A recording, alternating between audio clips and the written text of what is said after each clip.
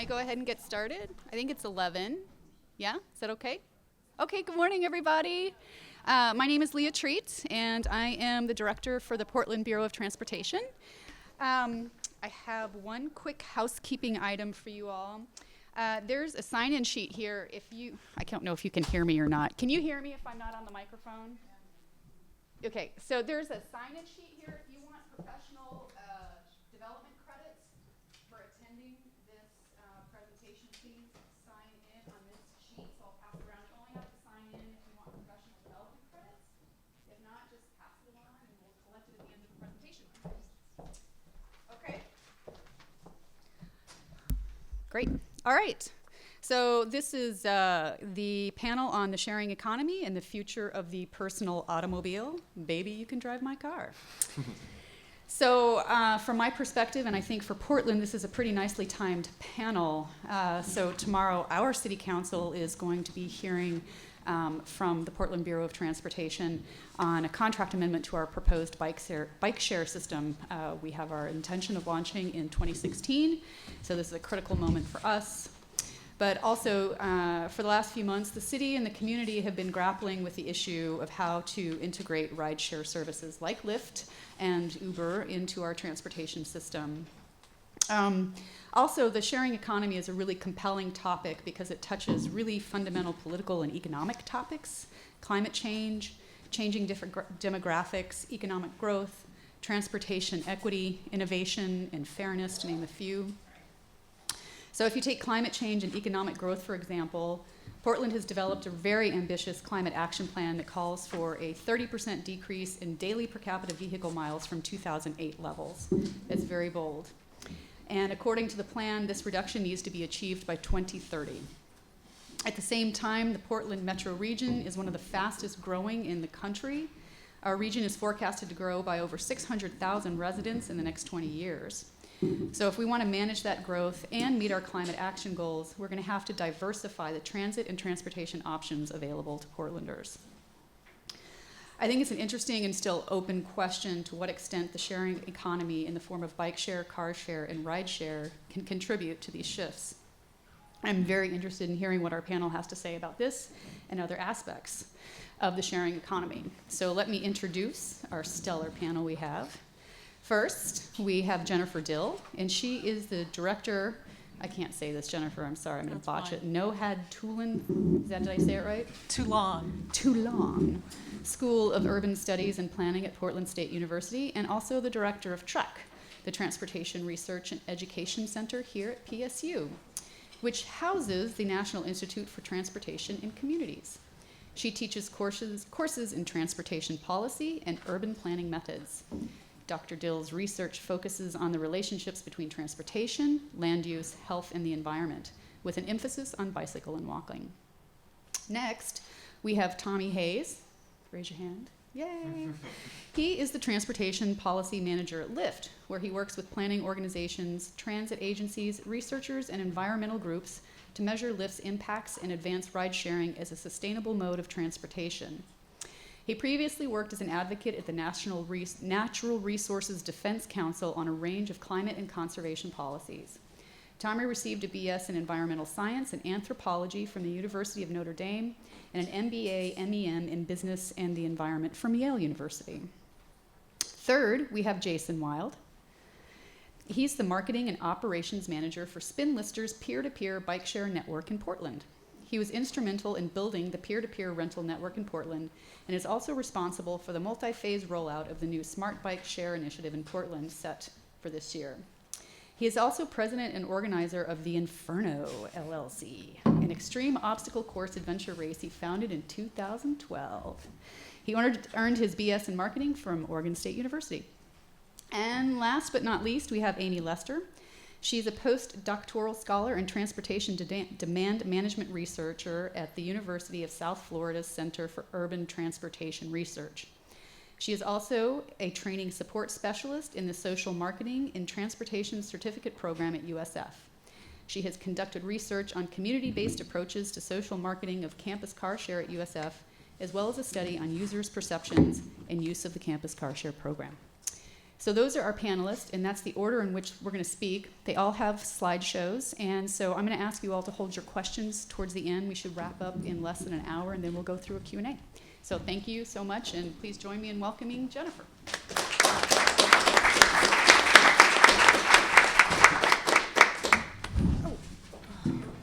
No, I am fine. I just did something wrong there. Oh, right. Okay. Welcome, everyone. I'm really happy to be here. I'm going to be talking about peer-to-peer car sharing and giving you some insights from a research project that we have been working on for a couple years or more now. I'm losing track of time. I also want to acknowledge Nathan McNeil, who is here, who's been the research program manager on this project, and Steve Hallen, a great PhD student who's been key in crunching millions and millions of data points.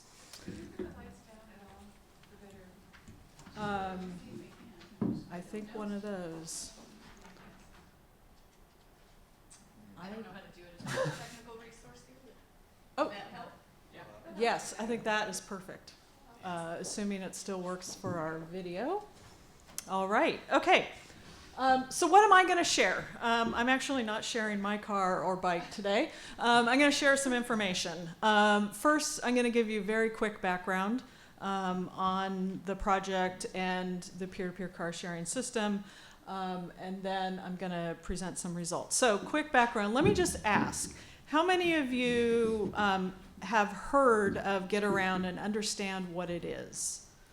So little over half or so. One quick way to describe it is it's sort of like Airbnb for your car. It's a car sharing service that allows individuals to rent their car to other people.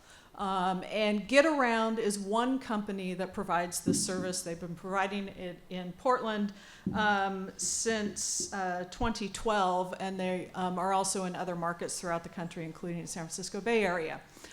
What Get Around does is they provide the infrastructure and the technology that allows you to rent your car to other people. Okay, just like Airbnb does for your home or rooms or whatever. Legislation was passed in Oregon in 2011 that basically took care of some of the insurance issues with this. Okay, so once that legislation was adopted and signed by the governor, Get Around started marketing and started their service in Portland. And also at that time, we worked with the city of Portland and Get Around to get a federal research grant through the FHWA's congestion pricing program to examine the effects of peer-to-peer car sharing. And you might wonder, why would FHWA congestion pricing program be interested in peer-to-peer car sharing? Like, how do those things connect? The one thing that really distinguishes peer-to-peer car sharing from other forms of car sharing like Zipcar or Car2Go is that people are renting out their own cars. So it may be affecting the behavior of people who own cars, not just the people who would be renting the cars. I mean, there's a lot of evidence out there that car sharing like Zipcar, et cetera, allows people to perhaps not own any car or own fewer cars and then use that car sharing service instead. And it can reduce car ownership, it can reduce VMT. That's been pretty well documented. With peer-to-peer, there's this other side of the coin, and that's the vehicle owner. And so the idea is, if I own a vehicle and I want to make some money off of it by renting it to other people, obviously I can't drive it if I want it to be rented out, right? So the idea and the question, one big research question we have is, will owners of vehicles drive their cars less in order to have them rented out? And what might be the net effect on VMT? So FHWA was particularly interested in that. Another question that we went into this study with, and it was a particular interest to the city of Portland, was would this model of car sharing open up opportunities to a more diverse community? Currently, with car sharing, not just in Portland, but just about every city in the U.S., most car sharing services are privately run, and the cars are usually located in areas with higher income residents, higher density, higher income, less diverse communities. And there's a lot of documented evidence that low income and more diverse communities are not participating in car sharing. So could this model that's just based on individuals renting out their cars, perhaps at a lower price because the owner sets the price, could it open up car sharing to a wider audience and provide some mobility options to a more diverse community? So those were the two big overarching research questions that we are looking at in this long-term study. What I'm going to be sharing with you today, so we've finished data collection a few months ago. We have collected survey data from both owners and renters. We also, all of those cars that are being rented have GPS units on them that are collecting GPS points every couple minutes or so. So we have literally millions of GPS data points because all of the cars in our study are in the study for over a year. So we have over a year's worth of data on where those cars are going. We are still in the process of crunching all those GPS data points. So what I'm going to be focusing on today are some of the survey results and the insights from those. And in particular, I'm going to be talking about, so who are these people who are either renting out their car or renting other people's cars? Why do they join this type of a service? How do they use the service? How is it affecting their travel? And how might it affect travel? I do want to emphasize this project is going through the end of this calendar year. We still have more analysis, but I think I have some interesting insights to share with you today. And this is all new stuff. It hasn't been out there before. Okay, so the demographics of who these owners and renters are. Oh, my legend got a little wonky. Okay, the first bar, the orange bar, are car owners who are renting out their car. The darker orange bar are the renters, people who are renting cars. And then the green bars are the demographics for the city of Portland. So what I'm trying to do here is see how do these participants in this service differ or not from the city of Portland's population as a whole. And you can see on some demographic things, they're very similar. We have a fair number of one adult households that are owners. The vast majority of the participants, in addition to the population of Portland, do not have children in their household. The car owners are about half female, but renters, slightly higher rate of women being renters, and that's actually been shown in other car sharing programs as well.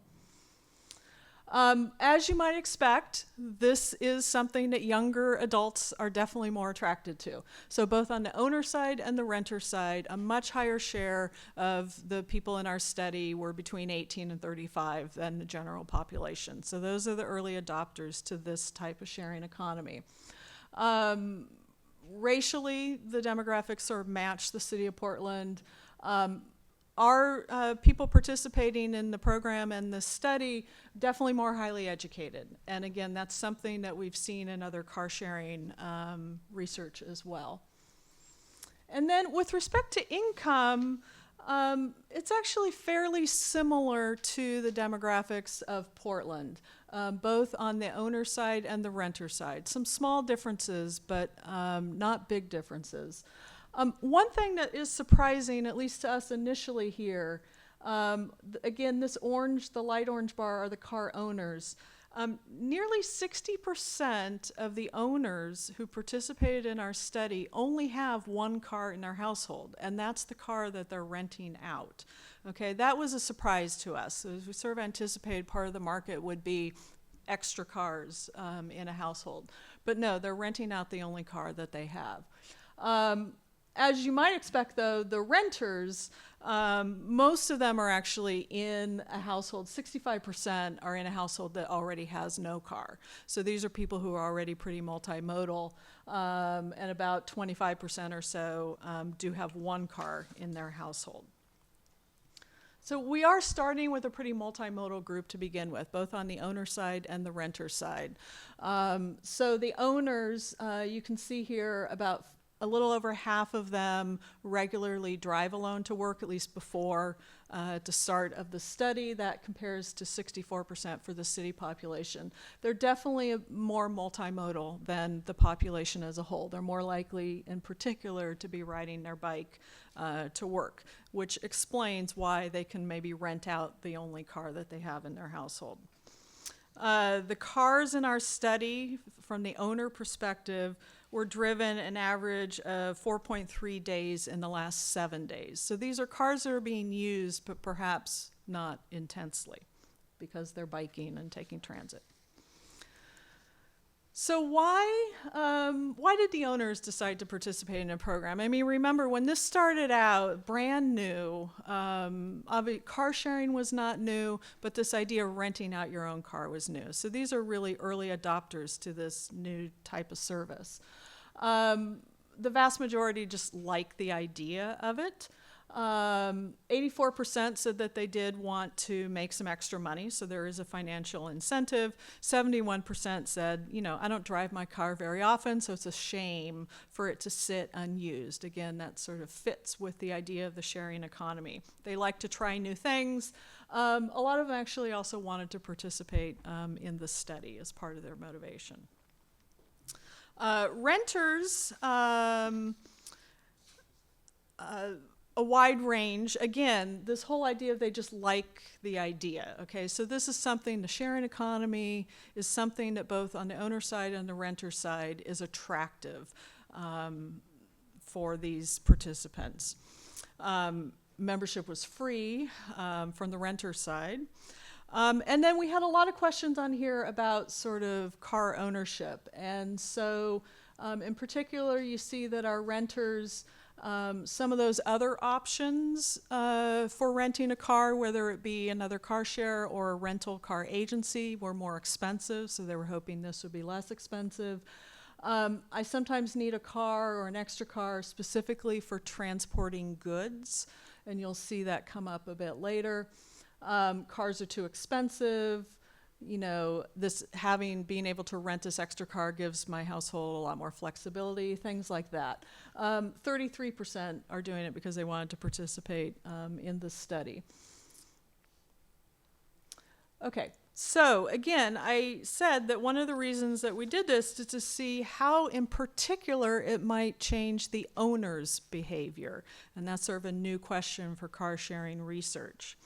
So these findings that I'm showing you are from the survey that we had all of the owners do at the end of the study. So after 16 months, most of that time their car is being rented out. We did a final survey, and this is their stated changes in behavior. And we do see some reduction in driving.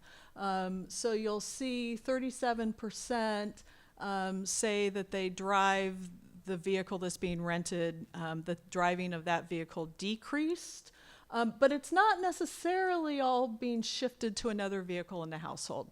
So 22% said they increased how often they drive another vehicle. And then this line here I think is very important, how often I drive overall. So 27% of the owners said that overall my driving has decreased. We have 11% over there who said it has increased, and that's most likely for all sorts of other reasons, not the car sharing. And that they're also paying more attention to how and when they drive their car, and that's because they might want to rent it out to people. Okay, some other sort of changes in behavior. So we see that they're probably driving less. A lot of them say they are. What are they doing instead? And we see here, for example, 31% say they're walking more for transportation, 32% say they're biking more for transportation, 28% say that they're using public transit more. So there does seem to be some shift in their travel behavior.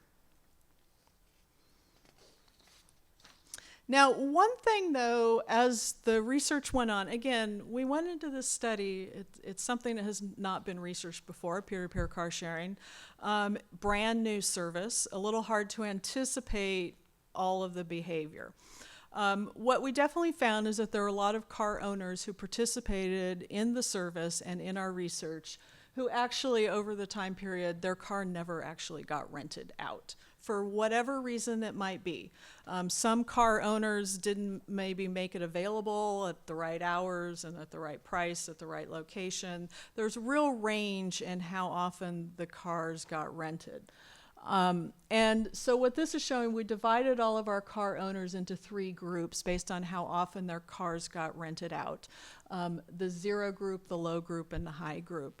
And what this is showing is basically it's the people who were able to rent their car out frequently are making the most changes in their behavior. And that makes perfect sense. The question that we'll be digging into is trying to figure out, are they renting their car out more because they're making it more available, because they're changing their behavior? So what is the cause and effect? But it definitely is a reinforcing behavior. And I think it's important when we think about these programs and how effective they're going to be, the cars need to be in places where people are going to rent them for us to see this behavior change. So what about on the renter side? Okay, so we actually saw something similar here. So originally we enrolled 448 renters, or I should say potential renters, into our study. They completed an initial survey. Of those 209, almost half of them did not complete a rental within the time period of our study, which for a lot of these folks was at least a year. So there's a lot of people who like, oh, okay, maybe I'm interested, complete a survey, and then for whatever reason, they never went forward. What I'm going to focus on in the results I'm showing you are only renters who actually did rent at least once, okay? And those are 239 people rented at least once. But again, it varies. So in terms of rentals per year, you can see a lot of people maybe less than 1 rental per year. And again, there was, maybe half or so are renting on a more frequent basis, but a real variation. So what are they doing when they're renting these cars? And this was quite interesting, and I think perhaps is reaching a different market than some of the other car sharing services. So what we did is every so often throughout the course of the study, we would send people a survey, and it would show the trips that they took when they rented a car. It was on a screen, and we would say, where did you go? What was the purpose of this trip? And if you hadn't used the Get Around service, how would you have made the trip? So we had almost 900 of those rental trips data. And you can see that almost a quarter of those trips were for out-of-town recreation. So people using these to go skiing up at Mount Hood or camping or whatever type of recreation it might be out of town. In contrast, though, the next most common was work-related trips. So 21% of the trips were work-related. And then you go on and you see things like shopping and errands, transporting things. So a lot of people are finding vans or pickup trucks, things like that, that they don't have in their own household when they want to transport something, usually. And you can see the whole range of trips. Now we had, just as a note, I'll say we had a category called appointments, and after the first round or two of this, we started noticing people writing in medical appointment, and so we quickly changed because we wanted to capture that, because that's a really different type of a trip. So we are seeing people using this for medical appointments. Not a huge market, but I think it's an important thing to keep in mind. Okay, so those are the rental trip purposes. So if they didn't have this service, what would they do? Again, this is a little bit of a surprise for us. A third of them said, I would not have made this trip. Okay, so this is new travel that they are doing that otherwise would not occur. About 20% would have used public transit. An almost equal share would have used another car share company or rental car company or borrowed or some of these other options. But for the most part, they either wouldn't have made the trip or they would have used some other mode, whether it be transit or another car rental, car share. But it really varies, okay? And this is where the nuances of this, I think, are important. There isn't just one type of person using this service, either from the owner or the renter side. So Those recreation out-of-town trips, which again we're 24% or so of all trips, over half of those, the person would not have made the trip. So that new travel that's being generated, for the most part, seems to be things like recreation or down here visiting friends. So that's the type of travel that it seems to be spurring. For the more utility, work-related trips, shopping errands, things like that, they would have used transit or perhaps borrowed a car, or car share would be the option. So different markets, different uses for these vehicles. Influence on car ownership, because that's one of on the renter side, that's where we hope to be seeing some behavior change. Again, about 65% of these households did not have any car already, and 71% had used some other car sharing service. So these are people who are already sort of in the car sharing alternative or non-auto mode users. And so service is clearly reinforcing that ability. So they are strongly agreeing that car sharing is allowing me to live comfortably without a car, or it's cheaper than owning a car. They don't necessarily want to own another car. What also was interesting, 21% strongly agreed that the availability of car sharing options would influence where they choose to live in the future. Okay, so this is tied to housing and land use decisions as well. So, some conclusions from what we have seen so far. First of all, who's participating in this? The demographics generally are pretty similar to the population of the city of Portland, with the big exception of being younger and more educated on both the owner side and the renter side. What about the impact on the owner's travel, which is, I think, particularly interesting? There's definitely some stated reductions in driving, particularly if the car is being rented out a lot. What about on the renter's travel? So most of the renters, at least in our study, are already in low or no vehicle households. This is providing another resource, another service that allows them to maintain that lifestyle and probably enhance it. We did see some increase in travel for certain purposes and perhaps some shifts from transit, but that is providing benefits. So there's a reason people are going out and recreating or visiting their family and friends, and this service is allowing them to do it when they otherwise could not have.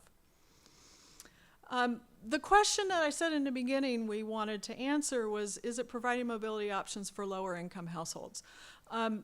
The jury is really out on that. It's really unclear. In the beginning, when we started doing our analysis, we did find that these vehicles were available in neighborhoods that other car sharing vehicles were not available in, and that perhaps it was expanding the market. That was at the beginning of the service. Get-Around has changed their practice and their marketing, and a lot of those cars that were in those neighborhoods are no longer part of the service. And so I think we're going to have to wait and see how the service expands and continues in sort of the longer term to see if it will still meet the needs of those communities. One of our preliminary findings is that land use and geography of the market is really important.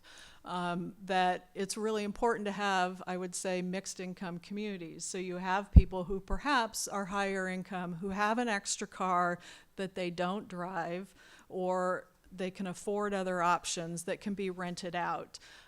When you have communities that are primarily low income people who own cars use them a lot. They rely on them for their multiple jobs and all of their other needs.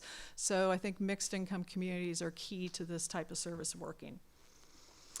Couple caveats I'm going to end on. So our full analysis of sort of the net effects are going to include that GPS data.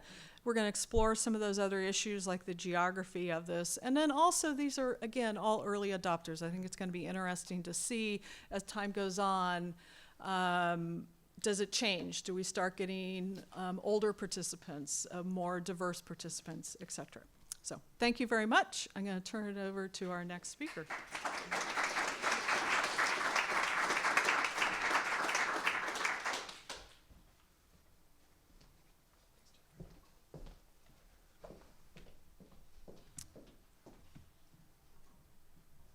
good morning.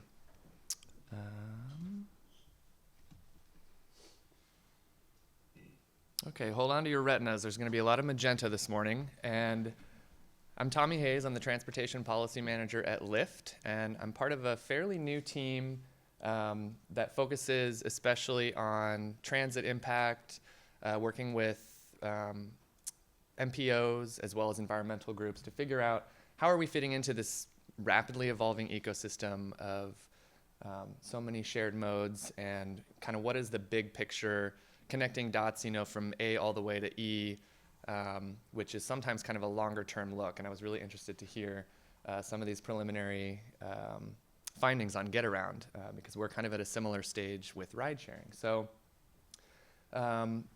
this is, I think, being so new to Portland, an opportunity to kind of introduce Lyft and tell you a little bit about where we came from.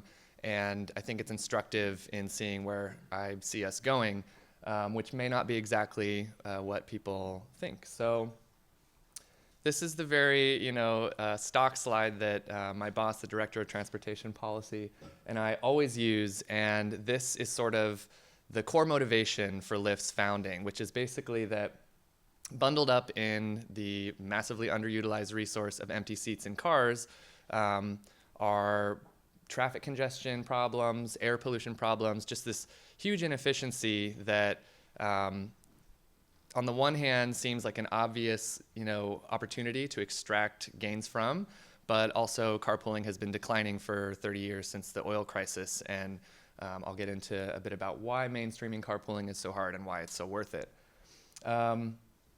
Things that I think probably most people in this room are intimately familiar with. The development patterns in the US are not very conducive to most people being able to take transit very regularly or efficiently. As a result, we have a very car-based transportation scheme that results in just the hours wasted and the economic impacts of traffic congestion alone, just staggering numbers. And then finally, if we want to, widen our highways to kind of build ourselves out of this rut that we're in along the same lines that we've been going, it's going to be prohibitively expensive. So Lyft's co-founders actually launched a different company back in 2007. Has anybody heard of Zimride? Ooh, it's the best reaction I've ever gotten to that question. So in 2007, Logan Green, who's driving here, was coming out of school in Santa Barbara. He was the youngest member of the transit board there, and had grown up in Los Angeles, just utterly frustrated at traffic. He had that moment we've all had in traffic, you just snap because you're in gridlock. I think that happens more often in Los Angeles than many other places, but he was looking at that resource as something he wanted to tackle. Meanwhile, John Zimmer in the back seat had just graduated from Cornell's Hotel and Hospitality School and had been trained to think, in terms of occupancy rates as, kind of the metric that you judge yourself in the hotel industry. And if you look at an 80%, vacancy rate in vehicles, you're doing pretty bad. So the two met and they first launched Zimride, which was a web-based, prearranged kind of carpooling service from city to city. So a longer haul. Very popular on college campuses, San Luis Obispo to Los Angeles, and actually Oregon had some pretty healthy Zimride chapters I discovered, but it kind of cooked along for 5 years, but never really took off. And the game changer was really smartphones and the GPS in our pockets that enabled on-demand, location-based kind of serendipitous matching of drivers and passengers. But they weren't really all the way there yet, because carpooling faces two classic challenges, and all of the researchers out there have kind of pointed to the fact that the hurdles to overcome include stranger danger, the reluctance to hop in a car with somebody you don't know. I mean, what's the first thing your parents tell you when you're a kid is don't get in a car with a stranger. And also, and this is really key, reliability and wait time. I think there have been a lot of attempts, and there are a lot of programs out there meant to organically match drivers and passengers to share commutes, or be efficient about carpooling. But the moment that you try to opt in and try to either get a ride or give a ride and it doesn't work, you just never go back. And so behaviorally, that has been a really difficult nut to crack. And so with smartphones and with, the ability to see that somebody's coming and see that, their face, their vehicle, their star rating, because we have a two-way rating system that lets people know kind of how safe, clean, friendly, the experience was. We've kind of, in tandem, been able to tackle both of those things. And so Lyft has, since day one, been a very kind of proud member of the sharing economy, which is, something that was really key to our launch, was kind of this all boats rise, this general awareness and comfort with sharing resources that other people own. And the technology, which I covered and I'll get a little bit more into. And so I should mention that we have three types of Lyft rides. And so the two on the outer end are what we have in Portland and what most people in the United States have access to, which is, we call it Lyft Classic, which is a driver is available to give me a ride wherever I want. I just basically say, here I am, I'm at PSU, and when you come pick me up, I'll tell you where we're going, or I can put my destination in if I want to be helpful, and then we're off and running. I want to talk about Lyft Line next, because this is kind of the next evolution of Lyft that is kind of the thing that compelled me to join and to leave the environmental world and go work for this company, because I think it's really walking the walk and taking a very bold step towards mainstreaming carpooling. And Lyft Plus is if you've got quite a crowd and you need an SUV. So I always feel bad dangling Lyft Line in front of cities that don't have it yet, but I think Portland will one day be a perfect market for Lyft Line, just kind of because of its population, because of the way it's set up, and I'm hoping it's not too far away. But this is a San Francisco stat that a year ago, before we launched Lyft Line, we were waiting and watching kind of the liquidity, the density of ride activity start to build up to the point where 90% of Lyft rides had another ride sort of shadowing it within 5 minutes or less. And so that told us that we could probably comfortably flip on Lyft Line, which is the version of the app where different parties are matched to share a vehicle going a similar route. And so just to offer a visual, this was me over the weekend. I'm in the car. I had actually just hopped in the car at my house. You all know where I live now. And I plugged in my destination. I was going for a swim. And in a minute, the app found a neighbor of mine, Audrey, who was going to pick up her new bike at the bike shop in the Temescal. And we got matched for a ride that potentially we would have taken in separate cars otherwise. But we get matched. We're both offered a small fare discount, so there's a little bit of an incentive. And then, just look at Hat Route. And then we get dropped off. There's hardly any delay. I think the app says, we'll give you a minute or two of detour at most, but otherwise it's very seamless. And Lyft guarantees the driver will make the same amount, even if I don't get matched. So you don't get matched in every case. Sometimes if you're doing a strange route or it's, odd hour of the day, you may end up getting kind of a private ride for a discount. And we eat the cost in between because we are betting on, there's a likelihood of a match happening and having it pencil out. So having that density is what's really key for us to be able to confidently flip Lyft Line on. A place like Portland where we're still so new, it's just far from economically sensible right now. But as we grow, we hope to get to the point where we're kind of servicing this option. And our fantasy is that every ride someday will be a Lyft Line ride. I think that's very possible given how many vehicles are driving around at all times in America. So I don't actually think it's that audacious, but it's been really hard to get to the point of being able to flip that on. And everything we had to do beforehand, building up kind of a driver base and all the marketing and all the magenta, has been leading towards this. So it's been adopted very, very enthusiastically. It's actually 60% of our rides in San Francisco are Lyft Line rides. New York just hit that same number, in fact. And we also have it in Los Angeles and in Austin, Texas today. So the other thing I'll mention too is that we've been fiddling and trying to innovate with, it's great to match a couple of parties for a car that's going the same way. Now what happens is when you hop in the car, you request your Lyft Line, it asks you up front, are you one person or are you two people? Do you have a friend with you? And the most you can have is two. and then it'll ask the next person the same thing. So the app knows if that car has an extra seat still in it after making those 2 matches, and it makes it available for a 3rd match. And so we've actually had 1 in 5 of our lift lines in San Francisco be triple match, which is a very full car, but everybody's getting a discount. The driver's at that point getting a little more, and you could conceive of the traffic congestion and VMT reductions possible when you're really making the most of these resources.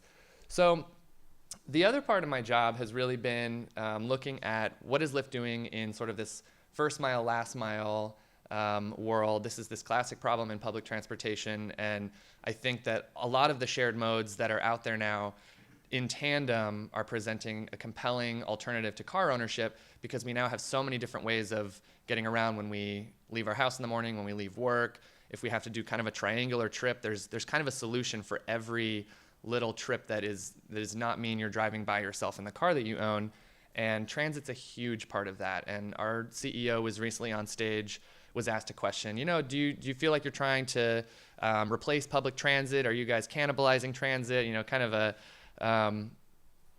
zesty question. And he responded without flinching, we do better in a city with good transit. We are very much supportive of transportation funding. If there is a good backbone transit infrastructure in a city, we only do better because we're kind of in the fight against car ownership with all the other options. And so we have basically kind of had to reframe what some of the headlines would have you think is our world domination plan or something, because in fact, we are very excited about proactively being supportive of things like funding for transit, bike share, policy that's conducive to car sharing as well. And so this is how we see ourselves as part of this ecosystem. And on kind of, in the pie of how people get around in America, it's something like 95% of people just drive alone. That's, their main form. And that sliver, that 5% of all the other options is not the market that anybody's salivating over.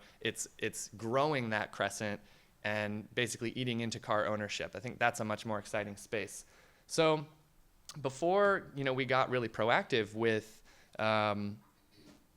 engaging transit agencies and saying, hey, we'd like to start thinking about some meaningful partnerships and seeing how we can work together, we did a quick look in the Bay Area, which was our first market and certainly our most robust, at Lyft activity and how it's interacting with transit. And so we basically overlaid the Caltrain system, which goes from San Francisco down to Silicon Valley, and we said what fraction of our rides are starting or ending like right on those points on the map. And we found 22% of all of our rides, which is a lot of rides from San Francisco down to Silicon Valley, appear to be connecting to Caltrain, which is a commuter train. And then we thought, well, that's pretty interesting. That's encouraging. Let's look at BART and expand the look into the East Bay area, which is Oakland and Berkeley, and the number was 24%. And so that kind of organic interaction, people using Lyft the way I would hope that they would and connect for longer, like multimodal trips with transit, got us to the point where we thought, okay, we should really launch a team that focuses on proactively going and speaking with transit agencies and saying, what are your constraints? What are the stations that you have parking problems? What are the peak hours that you'd like help smoothing because everybody's commuting all at once and racing for those parking spaces that fill up at 7 a.m. There's a lot of really interesting conversations going on now with transit, and not just in the Bay Area. The other thing I wanted to mention is, the accessibility and equity piece has been definitely one of the biggest questions that has, comes up kind of city by city. And one of the places that really asked us and our competitor to produce some numbers on was, how are you serving in Chicago? And so we looked at basically our ride activity in 2013 internally and said, yeah, how is that going? There's this population of early adopters out there in every market that are young and inclined to have the latest app and all that, and we see them taking Lyft when we first launch, no problem. They don't need any introduction, and they're all over it. But if you look at a year later in a market like Chicago, and we've seen this in other cities as well, the penetration into all sorts of neighborhoods, kind of crossing socioeconomic and geographic lines has been extremely encouraging, and we're actively looking into this right now as well, getting kind of deeper in the data to figure out what is it that works, in getting lift service into transit underserved areas, impoverished neighborhoods. And I think a big factor is that you now have kind of a bunch of people who, if they have a car and it passes the vehicle inspection and they pass a background check and DMV check and all that, as long as their car is, I think, 11 years old or younger, they can be a Lyft driver. And now they are co-located with people in their neighborhood who may be requesting rides, neighborhoods that it's darn impossible to get a cab, neighborhoods that it might be just a little far from frequent or reliable transit, and now they have a new option. And so I'm really excited to see where this goes. This is not actually squarely in my portfolio, but it comes up, all the time as to how is this playing out? And we're watching very actively, and so far we're encouraged. So I mentioned that I kind of have two parts of my job, one of them being looking at the occupancy rate of our vehicles and having Liftline come together and start putting people into cars to actually share the ride. And I also mentioned our kind of transit connectivity piece and how are we complementing transit. Sometimes those two pieces come together in a beautiful way. And I'm going to show you a graphic that one of our engineers sent us. I know Jason has seen this, where basically you have the best of both worlds. And this is a snapshot of a ride given in the Mission in San Francisco. In the lower left, those green dots are the pickup points for 3 different people that are sharing a ride, maybe 4 people if somebody had a friend, sharing the ride along the orange route, and then all 3 getting dropped off. And what that is the 22nd Street Caltrain station. It's kind of marooned in the middle of nowhere. It's kind of like a tumbleweeds neighborhood right now, and it's not got great transit service, but it is basically like a great way to get down to Palo Alto, Mountain View, all these places that have huge employers. And what they're doing in process is they're actually bypassing the 101 highway, which is like one of the most congested highways in the country. It's basically like emergency status with how much traffic is on the 101, and getting people instead to take transit from a station that they would otherwise have a pretty difficult time getting to is a very promising thing. And I think you can start to imagine the VMT reductions possible, the greenhouse gas reductions possible when you shift people's behavior by giving them an appealing alternative like this for their commute. So just a quick sneak peek. There's kind of a new feature in our app in San Francisco that's somewhat in stealth mode, but it's called Driver Destination. And this is the holy grail for the future we want to create. And that is, when you are an approved Lyft driver, you're typically in driver mode and you're availing yourself of anybody who wants to go wherever they want. But with Driver Destination, what you do is you say, all right, I'm here, I'm going there, I'm going to Costco, I'm going to work, whatever it be. And it sets up your route, and then it will filter requests to allow you to pick up anybody along your corridor. And so that is a true incidental rideshare. That's a real carpool, and that's what we're trying to build towards, is kind of an ecosystem where people may not need cars, but those of us who have them and need to drive them will basically be making the seats in our car available at all times if we're making a trip. There's a financial incentive. We hope that will be compelling to really, really take a bite out of the VMTs and greenhouse gases associated with personal vehicle transport. So I just wanted to give a quick kind of the lifeline of our interaction in cities when we arrive. And Portland's an interesting one because we're quite new here compared to many of our other markets. And we're kind of at this first stage of regulation, figuring out what are the policies that are going to govern, this new industry. It's often in the headlines. It's often very contentious seeming. But in, I think, 30 states across the country, we now have TNC regulation that has given us clear authority, kind of, a very trusted kind of framework for us to operate. And once we have that built in, then we get to kind of do the more fun stuff. And that's when I get to come in behind the policy managers who have, the much more testy conversations, it would seem. And then I get to come in and talk to the regional planners and say, hey, now that we've been operating and we have clear license to do so, how can I help you kind of illustrate our activities, and you can help model them into your regional transportation plans, et cetera. We've begun doing that in some various places, and have been getting some of the feedback now about how helpful it has been to be able to model this new activity that's not quite like a taxi. It's not quite like anything that's been, modeled before. And so we're at that phase in a number of markets right now. And then finally, I think the public sector's role is to figure out how do we proactively and thoughtfully partner. I think Portland will be a fantastic place because it has such innovative Bureau of Transportations, transit agencies that are really thinking about outcomes and really thinking about how can we improve mobility for everybody in Portland. And so stay tuned. I think the partnership element is soon going to be a really exciting place. And I think a lot of cities will be announcing kind of creative and meaningful ways that they've partnered with shared mobility options. And then finally, just on the environmental piece, this is a question that comes up a lot with ride sharing is, are you putting more cars on the road? Are you, how are you playing in this, ecosystem of options?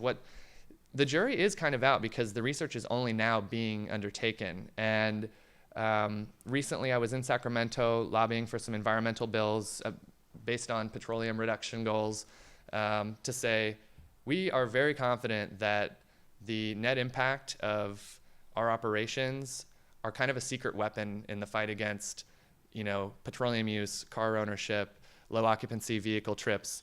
And there was an op-ed just a couple of weeks ago from UC Berkeley's Susan Shaheen, who is kind of the thought leader, kind of has done the seminal research on much of the car sharing impacts and has started to take a look at ride sharing. And she published this op-ed to say, hey, policymakers, you need to be thinking big picture about this new model. And we're really excited to see where this goes. I think that partnering with cities and regions on their climate objectives will be a big part of my job in the years to come.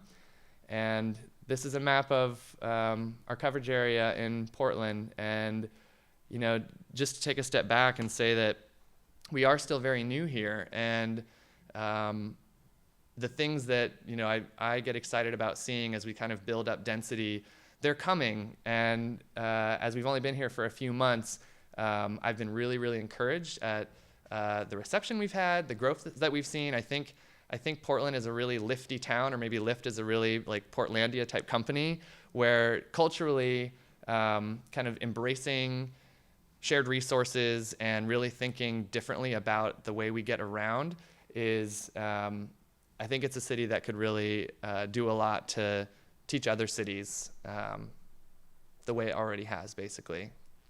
So with that, I will turn it over to our next speaker. Look forward to questions. Thanks.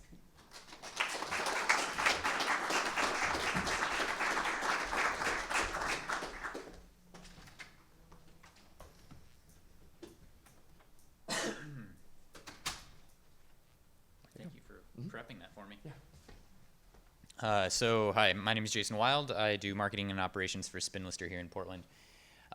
So I'm going to talk a little bit about what Spinlister is, if some of you might not know, kind of how we're moving towards pushing more people to active transportation modes, and then kind of why we're doing that, and where we see ourselves like going forward, and what's our ultimate vision, and how we can help make things more livable.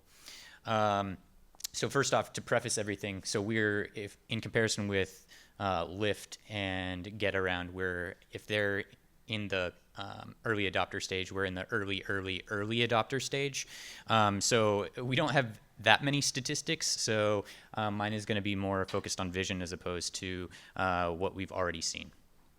So what are we? So we're a peer-to-peer platform, and we connect people. So we consider ourselves an action sports platform, but we heavily focus on bikes. But we do also provide access to skis, snowboards, stand-up paddleboards, and surfboards. But like I was saying, we more heavily focus on the bike vertical because that's the one that's going to be most effective when changing transportation landscape. First and foremost, we're a lifestyle brand. So people that use us right now, because we are in that early adopter stage, they're very health and fitness oriented, and they're very conscious about being environmentally friendly. So what is it exactly that we're doing? So we're tapping into underutilized assets in the same way that GetAround is doing with cars, but we're doing it with bikes. If you look at, this is one of my few stats. So in the United States alone, there's 162 million fully functional bikes sitting in people's garages that are ready to be used, but they're underutilized or unused altogether.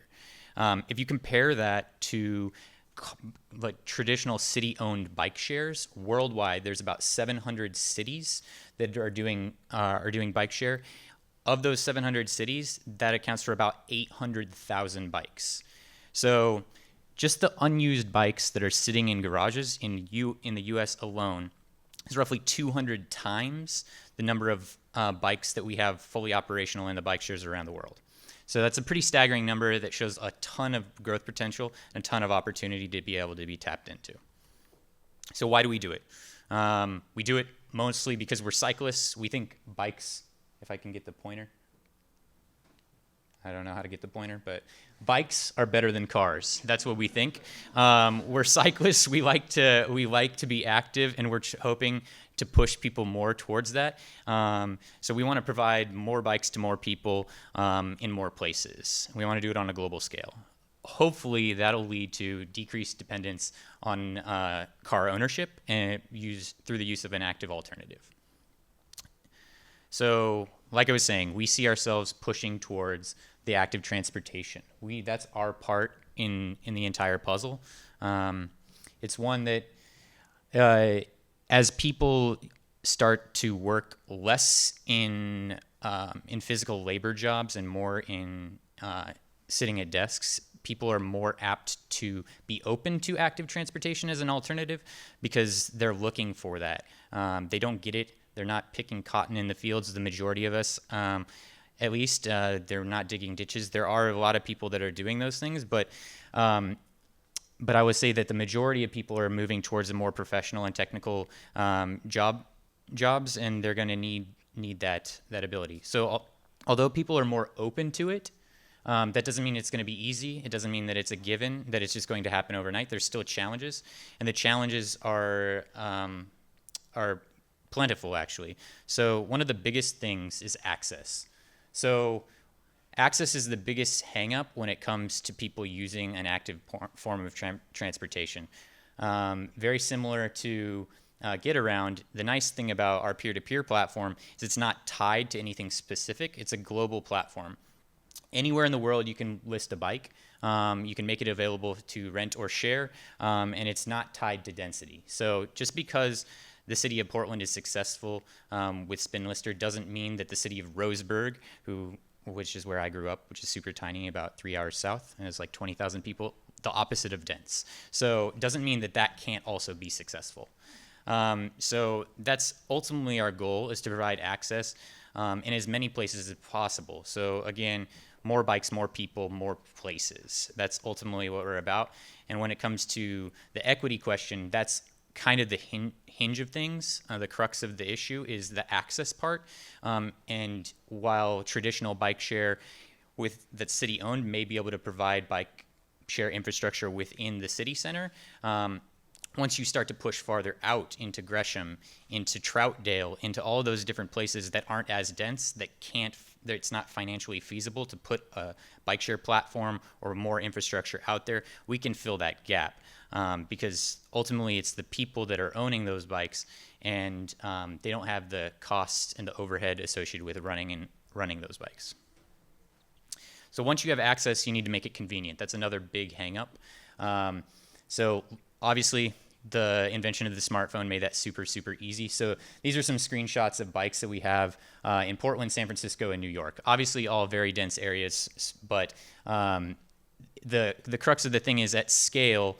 When you have all these bikes that are available anywhere at any time, you can pick up that phone and you can see exactly what options you have at your fingertips. So it's very similar to GetAround, except for you're using something that people have sometimes 10 or 15 of, as opposed to one and only. And so there's a lot more availability for bikes to be on the platform.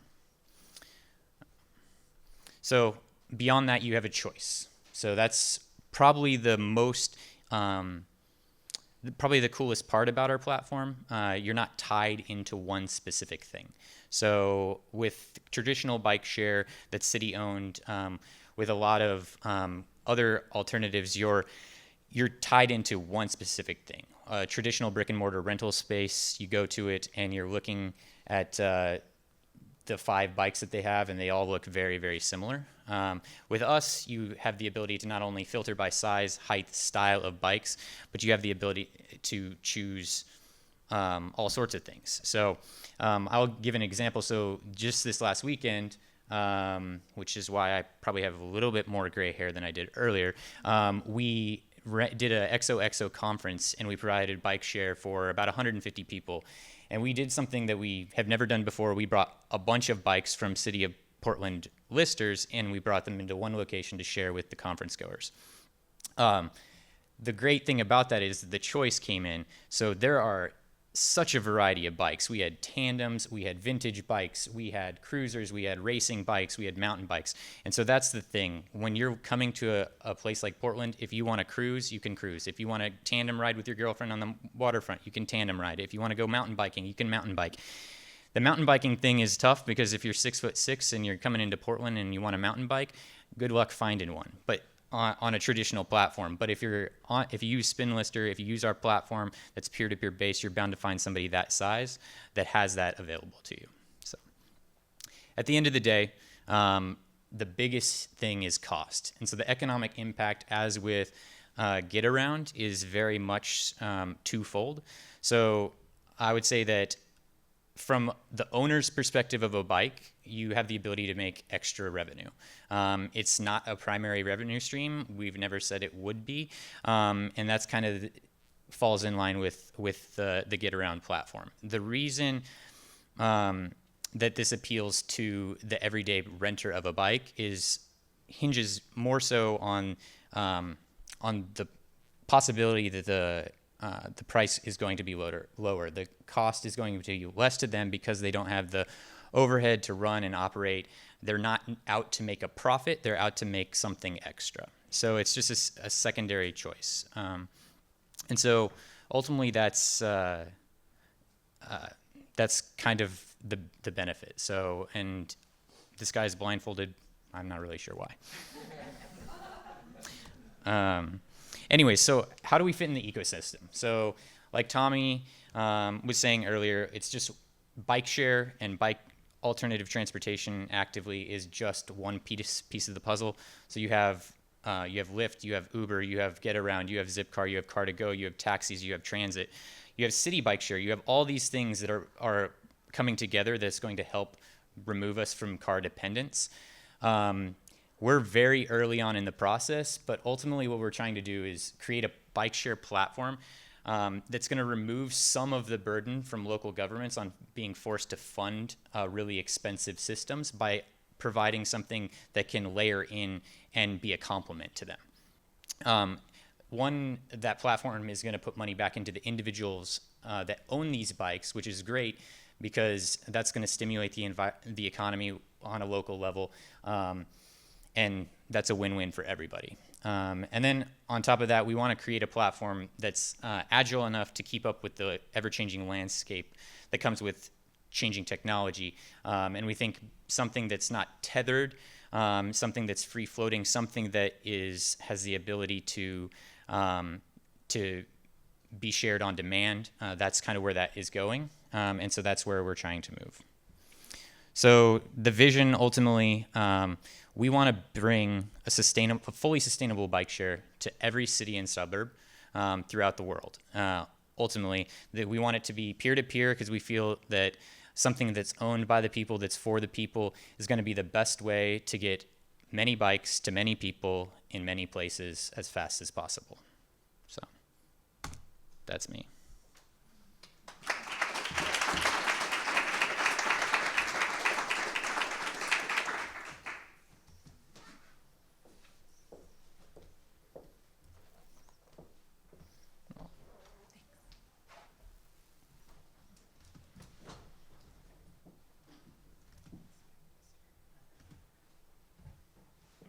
So hi everyone, I'm Amy Lester. I'm from University of South Florida, and I'm going to talk to you a little bit about some of the research that we've done with the car share program that's currently available on campus to our students. So just a little background, because most of you have probably not visited the university, so we do have many campuses. This research specifically focused on the Tampa campus. It's a suburban campus, primarily a commuter school. About 38,000 students, 12,000 faculty and staff. The vast majority own their own vehicles and drive them to campus. The car share program began in July 2009. The Center for Urban Transportation Research provides subsidies for the first 3 years to get it off the ground. And there's currently 4 vehicles available on campus. We have a couple hundred active members and about 10 to 20 members joining per month currently. So some of the long-term goals of why this program was brought to the campus. So first was to reduce congestion by encouraging alternate modes of transportation. So it's really trying to get students and faculty, but primarily students, to see that there are other alternative modes of transportation than having a personal vehicle on campus. Also to reduce auto ownership amongst students, provide cost savings since students would pay per use, reduce emissions by lowering overall vehicle miles, facilitate more efficient land use with the reduction of parking garages and open parking spaces, and also increase mobility options and connectivity among transportation modes. So a little bit of the research framework. So my background is in social marketing. So we used a community-based social marketing approach, which basically uses marketing principles to encourage behavior change that's socially beneficial. And one of the hallmarks of social marketing is really getting an audience orientation. So this was spoke about earlier this morning in the sessions, but really learning from our customers what they want, what they need, and then developing our programs around that. So we were trying to figure out, what is it that the students that are being served, what is it that's ultimately going to encourage them to change their behavior and become members of this car share program and to engage in the program with us. So we wanted to learn as much as we could from the students that we were serving. So specifically, this research, we wanted to know how students currently travel on campus, as well as from campus to other destinations. So the cars are on campus, so we really were interested in how they're moving about when they're on campus and then moving off campus. We also wanted to know how willing they were to adopt the car sharing program that's available, their opinions about car sharing, including motivators and barriers to using car sharing. So what are the costs to them to joining this program and giving up their personal vehicle? And then what are the benefits? And how can we highlight those benefits, reduce those costs, kind of turn the tables where being part of the car share is more beneficial than having their own vehicle on campus? We also wanted to look at barriers students experience related to other means of transportation. So what's our competition? What else do they have as far as owning a personal vehicle? What kinds of barriers can we highlight to owning a personal vehicle? Many of the students talked about cost of their personal vehicle, so how can we show them that that barrier is higher than the benefits that we want them to join the car share program? And finally, we were interested in the marketing medium that students would best respond to. So how are we going to get to these students? Once we know what's going to motivate them to act, how are we going to encourage them, and what kind of marketing materials are we going to use? What will they best respond to? So our data collection consisted of focus groups and an online survey. Our focus groups were completed last fall in 2014. We had 7 focus groups where we divided the students based on commonalities. So we included international students in separate focus groups. We divided them or separated them from non-resident students, resident students, and current car share members. We thought it was really important to also hear from students that were already partaking in the car share program. What kinds of things were really working for the program? So for inclusion, we had currently enrolled students in the Tampa campus only, 18 years of age or older, and had a valid driver's license. And these were the requirements to be part of the car share program. So that's why we included these for our focus groups. We then developed an online survey based on the findings of the focus group, so what the students told us.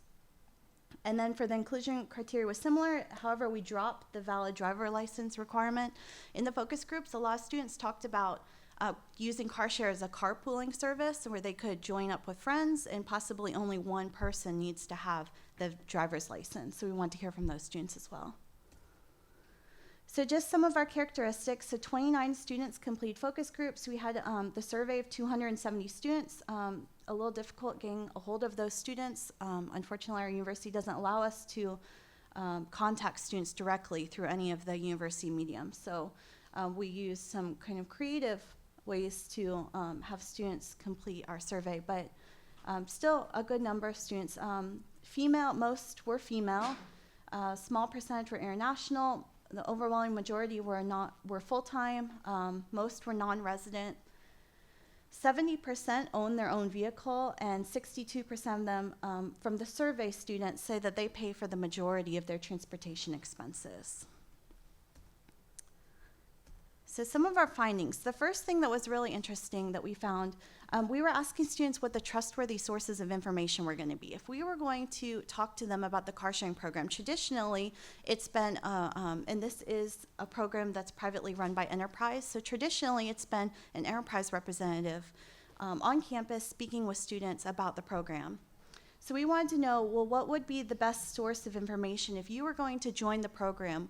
What would make you most likely to join the program? And we used a Likert scale, and we have the analysis in some of the papers that we're working on now. But just very generally, you can see that fellow USF students have used the program, had the most very likely and likely answers. So students want to hear about the program from other students. And they told us also that at orientation would be the best time to learn about the program before they start. So we asked students, also very importantly, what are the barriers to using the car share program? Lack of awareness and lack of knowledge and misconceptions were the two most often mentioned. Also, a lot of students pointed out that the program wasn't USF branded. They didn't feel like it was for them. There is a credit card requirement to join the program. So a lot of students talked about how alternate methods, such as having a debit card or maybe using Bull Bucks, University of South Florida Bowls. So we have Bull Bucks, which they use for dining and other things on campus. So they talked about, maybe having a prepaid on their student ID where they already have their Bull Bucks loaded, maybe having their parents or somebody load credits onto their student IDs. Also, the location of the vehicles. I mentioned we have 4 vehicles. They're in 2 separate locations, so 2 vehicles near one of the resident dorms, and then 2 vehicles are located at our student center. So a lot of the students said that's just too far. Most students, 75%, said they would not walk more than half of a mile to get to a car share vehicle. So that's huge when we only have 2 locations of the vehicles, and most of them are much further than half a mile from the residence halls. Again, most of them said program not for them. So many students said, I already have a car, I don't need this. So that was another barrier we have to overcome and show them that, well, maybe your car's gonna break down, or maybe there's other reasons why you may need a car share vehicle membership. Also, it takes planning. A lot of the students discussed it being a member of the car share program and not having their own vehicle. They equated that to the car share program almost acting as their parent and telling them what to do when they could do it. Students wanted their own vehicle where if they went to a party, they went out to eat, they went on a date, they didn't have to be back at a specific time. They wanted to be free to do what they wanted to do. So this planning was kind of a burden to them. It was holding them back, and they weren't going to give up their own car to be part of this program if it takes too much planning. Also concerned about other car share members. Students were very concerned about how the other students would treat the vehicles, if they'd be left dirty. They wanted a presentable car, a nice looking car to drive around in. They were also worried that students wouldn't bring it back on time, and they'd be standing there waiting for their vehicle, and another student would just carelessly not bring it back.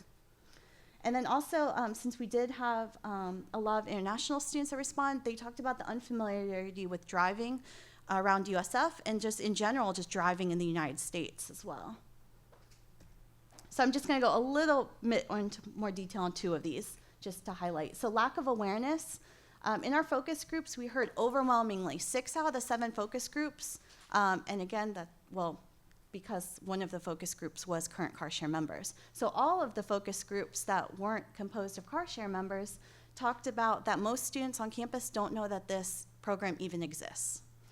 When we surveyed as a follow-up question, we found that 55% of students that were surveyed had no idea that the car share program was available on campus. So we have a huge barrier here with lack of awareness. Also, lack of knowledge and misconceptions. So the students talked about, for instance, one of my favorite ones, this is where the car share, where two of the vehicles are parked next to one of the dorms. And it's hard to see, but right back here is a walkway that goes directly to the dorm that has the highest freshman residence population. So we thought, and the car is actually parked right here. There's two of them right here at the corner, right next to the sidewalk. So freshman students are walking past that car daily. I mean, lots of students passing this car. However, it's parked in an E-lot, which stands for employee. So our students in our focus group said, we didn't even know that was for us. It's in the employee lot. We had no idea this was a student program.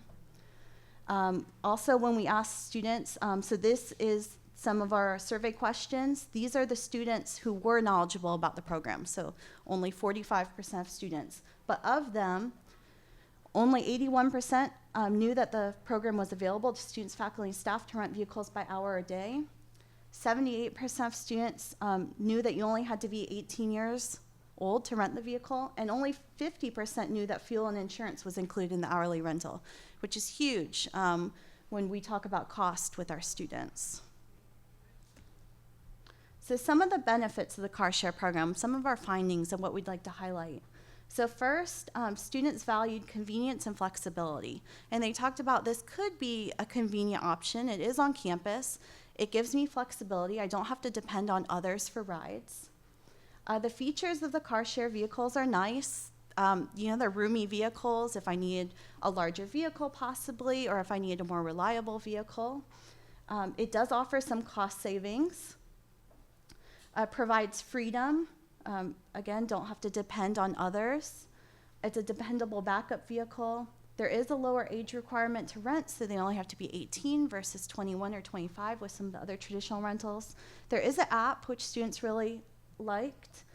It can offer time savings, and also the current members said that the customer service was fabulous, that every time they called to have a problem, customer service was great, so something we might want to highlight. So again, just to kind of go into two of these. So convenience and flexibility from the focus groups. This was the most often mentioned benefit. So again, students said you don't have to find a ride to go to a place to find a ride. And they even went as far as to say a lot of people don't need cars with this program. So if you're only using a car for a couple hours a week, car share is a great alternative than paying for having your own vehicle. So cost savings as well. We asked students, of all of these different options, what's the most important thing? So this was from the survey. What's the most important thing, or how important, I should say, are these different attributes when deciding if you would join the car share program? And you can see extremely important, the highest majority was given to cost savings. So students are very cost sensitive, which we need to be aware of.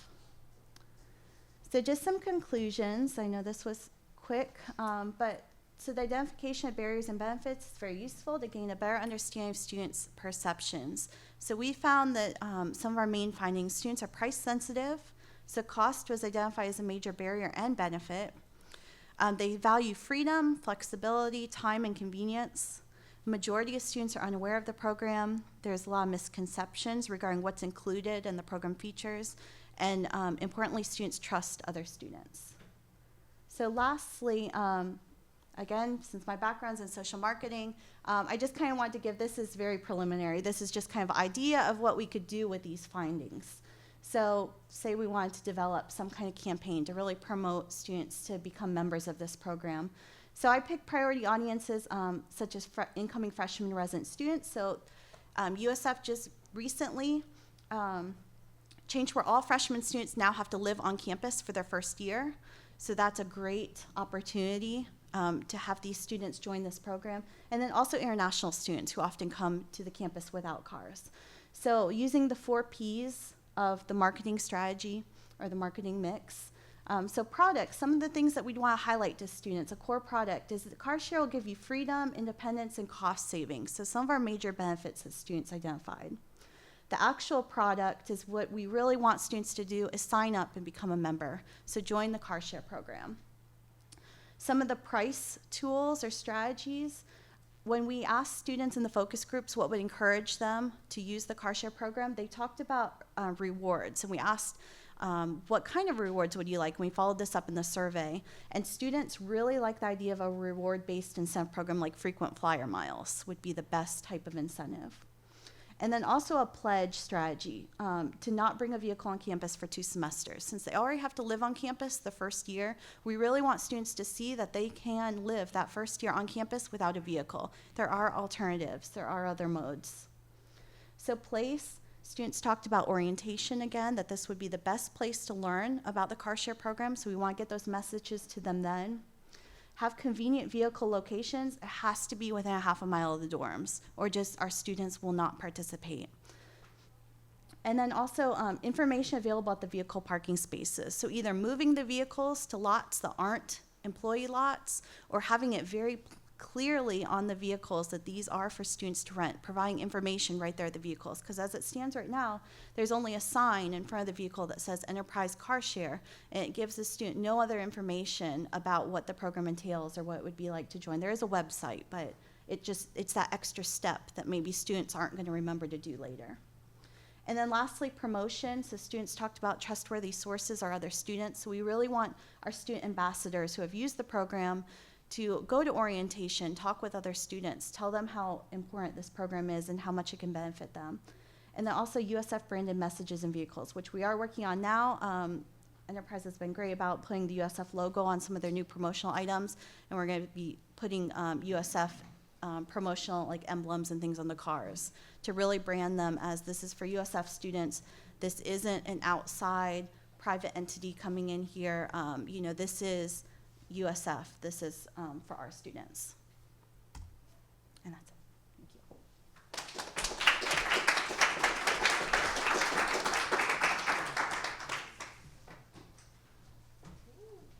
All right. Thank you all to the panelists. We actually went way over the allotted talking time, so we have about 5 minutes if you all have some questions for our panelists. Sure. For the camera, do you need them to use a microphone for the filming? Yeah, for them to. Do you want to just come up here? I don't know how else to do it. It's just come on up here. If you guys want to, if anybody wants to ask a question, just come up here into a line. You guys can. Whoops, we didn't think of that. This is a question for Tommy. My name's Tom Mills. I'm with TriMet, and I work a lot in dealing with the last mile, first mile issues. It's actually 2 quick questions. One, have you determined a density standard where lift line will work?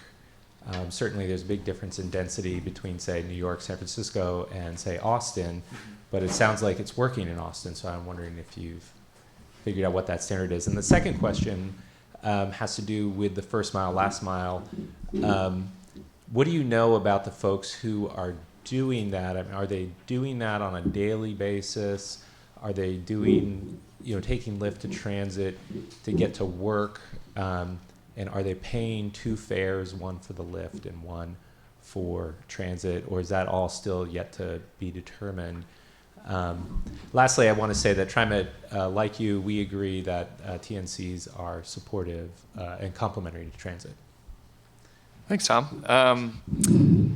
So the first question about the density to, the kind of that threshold density for Lyft line, you better believe we're figuring that stuff out all the time. And, the 4 cities that it's in are pretty different in, how dense they are and kind of the topography, and denser's better, for as dense as possible. But I think what's going to be interesting to see is, can we isolate use cases for Lyft line in a place where maybe it's not dense enough to guarantee many matches? What if there are particular times of day or particular routes or places where we could flip it on surgically and really relieve some traffic? And I think large events might be something like that. airports, commutes. There will be, I think, a lot of things we'll be testing soon. And it's a really good question because for my life, I wish Lift Line was everywhere today because it's clearly, where we want to go. But we have to find a way to do it that limits our exposure, if you will, because it can be quite costly to flip it on before it's ready for prime time.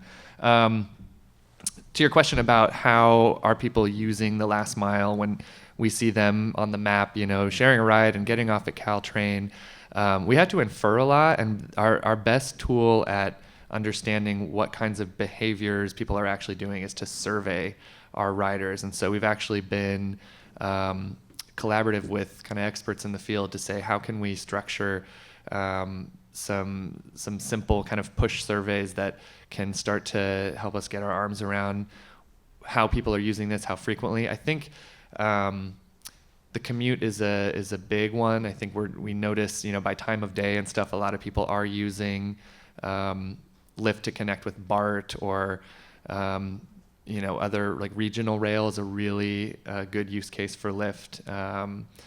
And we're really figuring it out still. And as I think you were hinting maybe at kind of the payment integration piece, I think that's going to be a game changer is right now for kind of all the modes we're talking about, reducing that friction. Right now, if somebody wants to take a multimodal trip in the Bay Area, we have so many transit agencies, first of all, and then so many great options in shared mobility that you may be buying a paper ticket here and then using your Clipper card there and then using your app, which is connected to your credit card there. And if we can find a way, and I think TriMet, as far as transit agencies go nationwide, is kind of the thought leader in how do we really harness technology to make the experience easier for people to hop from A to B to C. And maybe we should talk after.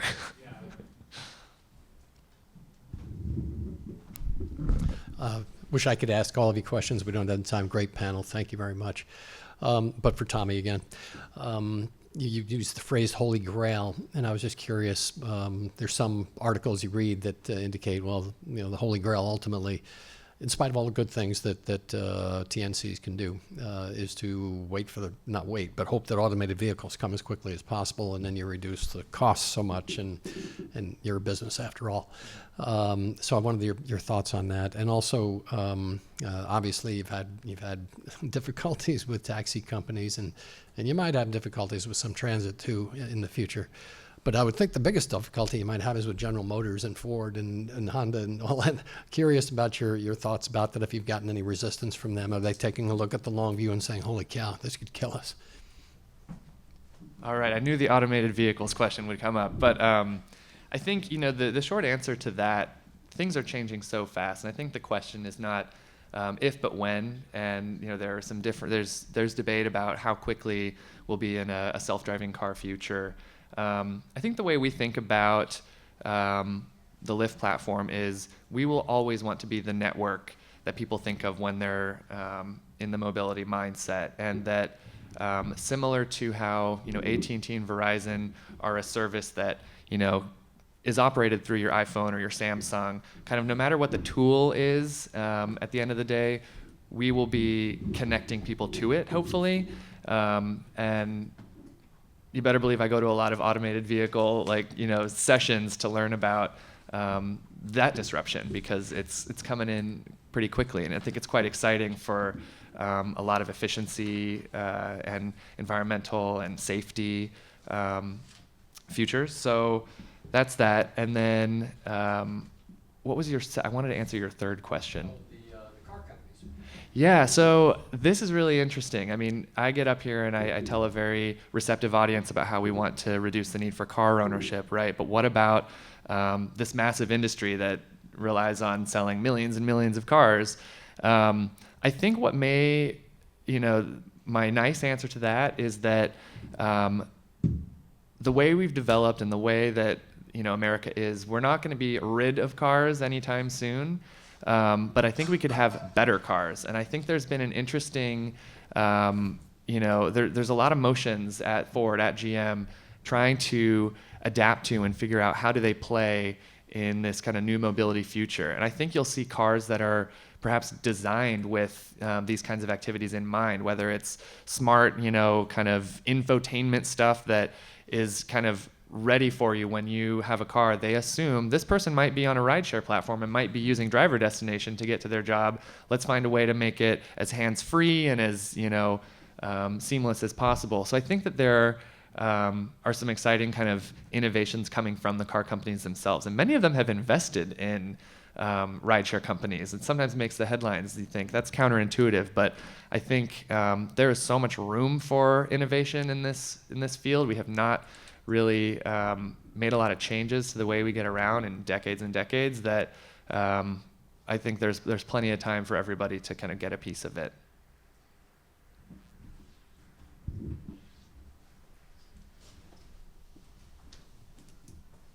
Hello, I'm really excited to learn about so many new business models in transportation. I think they will reshape the whole industry in the next few years. So I think one common goal is to reduce the number of cars on the road and to shorten the travel time for each person.